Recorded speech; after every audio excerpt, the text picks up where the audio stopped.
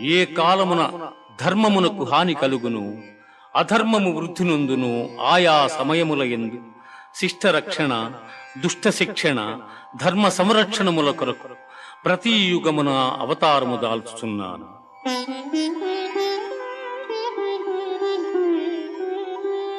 వీతరాగ భయ క్రోధాః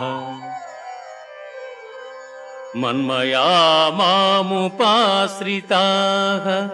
బహవో జ్ఞాన తపసా పూతా మద్భావమాగతాః.